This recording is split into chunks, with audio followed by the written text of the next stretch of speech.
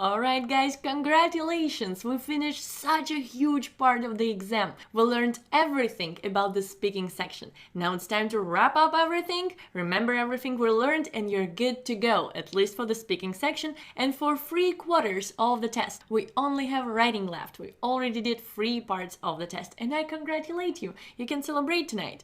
Okay, so let's wrap up everything we learned about the speaking section.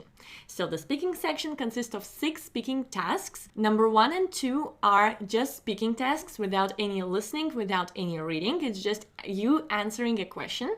You have 15 seconds to prepare and 45 seconds to speak. Speaking number 3 and 4, you're going to read, listen, and then speak. You're going to read the text for 45 seconds. Then you're going to listen to a dialogue or to a lecture. Then you have 30 seconds to prepare your response and 60 seconds to speak. Speaking number 5 and 6, you're going to listen to a dialogue or lecture and then speak.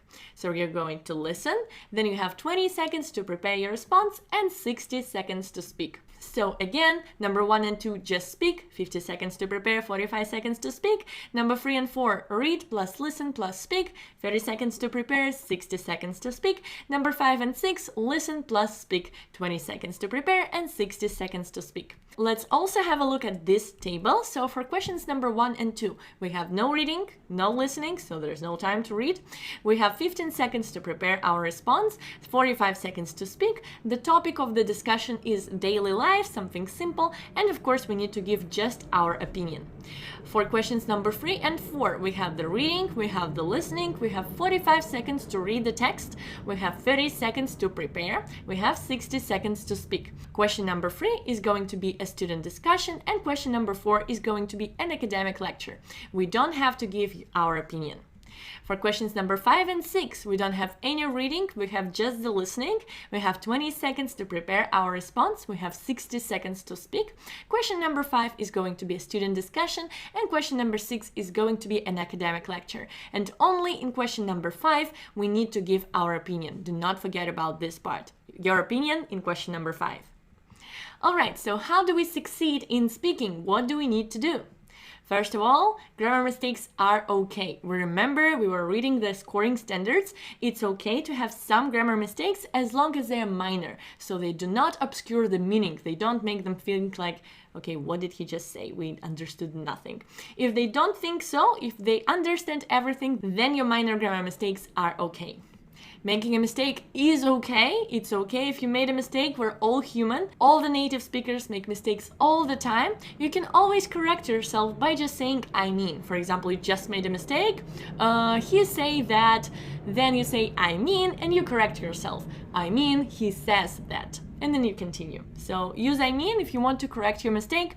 But if it was too much time after you made that mistake, just forget about it. Go ahead. Go next.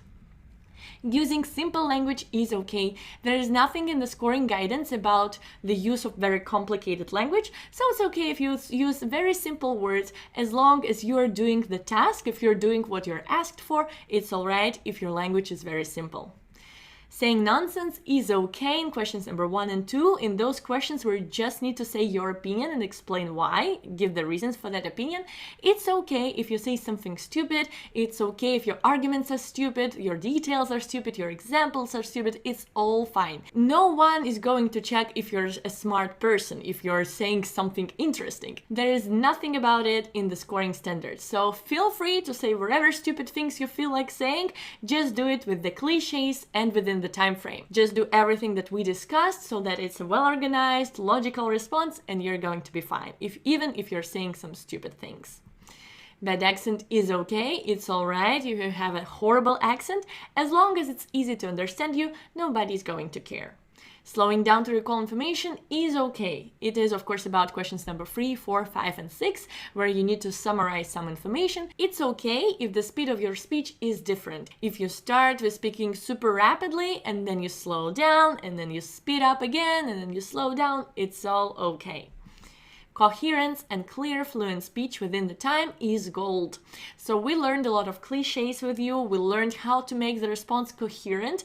If you do the cliches, if you use them, then your response is going to be clear, coherent, and fluent because you learned it by heart. So it's going to be fluent, it's going to be clear. And of course, if you do all of that within the time frame, you're going to receive the perfect score. So don't care too much about your grammar mistakes, about using simple language, about saying nonsense, about your bad accent, about slowing down and speeding up. It's all good as long as your speech is coherent, logical, well-developed, clear, fluent, and is within the time frame. And of course, all our cliches help you to do that. All right, so this is how you succeed in the speaking. I wish you good luck and I congratulate you with completing such a huge section, speaking section, which is the hardest section of the test. It is voted by thousands of students as the hardest section, and we did it. It's also the longest section, and we did it. So I congratulate you.